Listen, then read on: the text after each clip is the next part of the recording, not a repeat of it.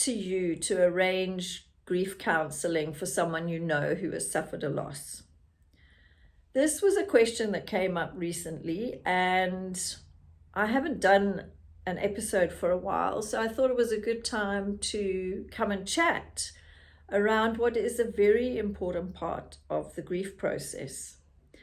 I'm Di Atherton, and this is my podcast, Walking the Path of Grief. I'm a grief guide and death doula, and I help people understand what grief is, how it shows up, and how we can support those walking the path of grief. I haven't done an episode for a while because I have been training my first group of compassionate grief guides through my Grief Gently Held program. And it's been interesting because I've been developing the modules as the course has gone along, and I can really see how widespread the misunderstandings and misconceptions around grief actually are, and how what is a completely normal process and part of life is just ignored or swept under the carpet, or people just want you to get over it and go back to being the self you were before the loss, which is sometimes impossible. But during this time, and it brought on quite a lot of debate around the subject, is I received a message from a woman who was reaching out for grief counselling for her daughter, who had just suffered a traumatic birth.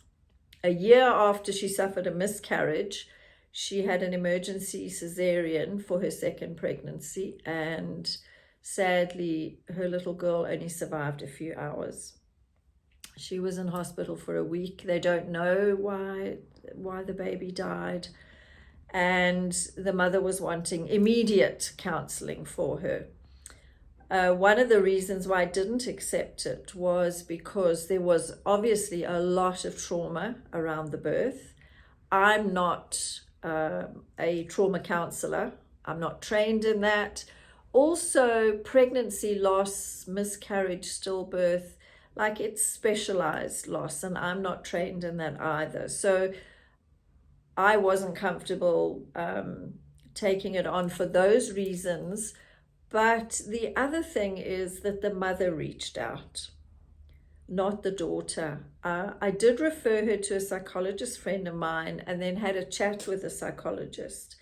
And the psychologist said to me, I don't take referrals from third parties, which is interesting because I don't take referrals from third parties either, especially where grief is involved. And I just wanted to share with you today some of the reasons why, because if you ever find yourself in this situation, you'll have a better understanding of the dynamics of it. So the first thing is that it is so soon after the loss. This poor young woman is raw, she's numb, she's probably not really cognizant of what is happening around her. She herself had an infection and was in hospital for a week. Nothing that a stranger says or does is really going to make much of a difference at this stage. She certainly needs a lot of love and support from her family. She may need medication to help her cope if she's not functioning, if she's really struggling with these really big emotions. She may need medication, sleeping tablets or relaxants or whatever, but that's for a medical professional to determine. But to send her for counselling, it's not going to land at all. Trying to make sense of a loss as big as this is unimaginable. I've never had children. I don't know the bond between a parent and a child, but I've seen how my friends are with their children, and I can only imagine the magnitude of this, especially a year after she had had a miscarriage. So it's just too soon. the other thing is with this specific situation is people often refer someone for grief counseling because they are uncomfortable around that person's grief. They just want them to feel better and get back to normal. And that's not in any way unkind or unfeeling.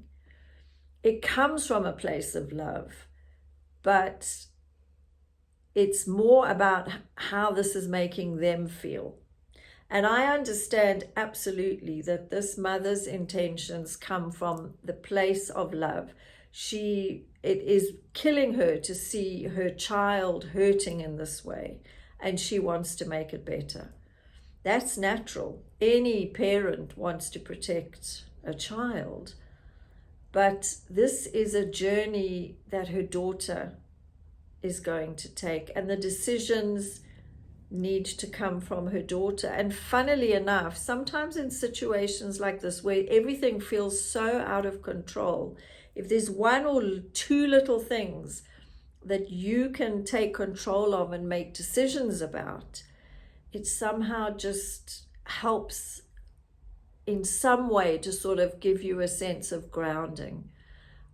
So it would be for the daughter to reach out when she feels ready, if she ever feels ready. Not everyone is open to sitting with a complete stranger and talking about their experiences. I understand that the hospital did refer her to a psychologist, but that person can only see her in 4 to 6 weeks' time. That's not soon enough for the mother. She wants something done now. And I was really happy to know that the psychologist was on the same page as I was with this, with the sense that I had, A, that I'm not qualified to deal with this, and B, that the approach needs to come from the daughter when she is ready. And I think that often happens is we think we know what the person wants. If you haven't experienced the loss yourself, the grief yourself, then you can't know what that person is going through. You really can't. And it's to give them the love and support, but not to go, I've made this appointment for you, this is when you need to be there. And in fact, in all my experiences, not just with grief, but with seeing clients, the moment a third party, whether it's a partner or a parent or a brother or a sister or a friend who makes the appointment, 99.9% the person doesn't show up, or they cancel, or they do arrive, but they are not a willing participant. You know, they've been made to come there by somebody. And it doesn't serve any purpose. So we both chatted to the mother and explained. And the other thing is, this mother is in herself is grieving the loss of her granddaughter. So, you know, there's so many layers. And I think that's the one thing that has come out for me in this 4 weeks of running this grief course is grief. It's such a small little word. Oh, she's grieving. He's grieving. He's grief-stricken. But grief is so multi-layered and complex.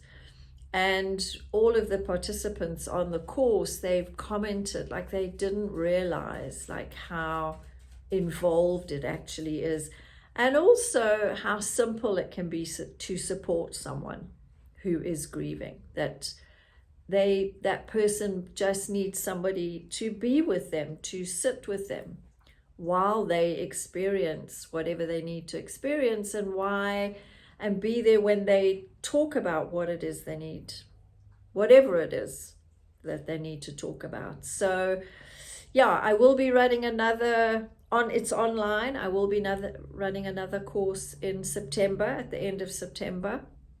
So if you're interested to find out more, or you have your own group who would like to go through it, it's not an accredited course. It won't turn you into a therapist or a counselor.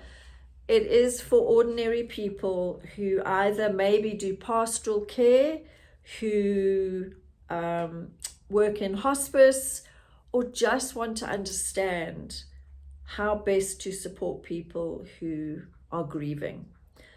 So we hope that the mother understands where we're coming from, and her daughter faces an unimaginable journey. But with the right support, we think that people won't ever recover, and some don't. That's a whole other topic. But generally, on the whole, the human spirit is very resilient, and allowing the process to unfold normally, they do recover. They move on. They don't get over it. They move on. They learn to walk with it. Sometimes it changes them forever. They learn to adapt their life around it. That is the journey of loss. And we're all going to experience it. This is not unique to just a few people. So I do offer one-on-one sessions, group sessions, information sessions. If you want to find out anything about that, you can find me on Facebook, Instagram, Die Atherton, The Spiral Path. And any way I can support you on what can be a very challenging journey, just reach out. See you next time.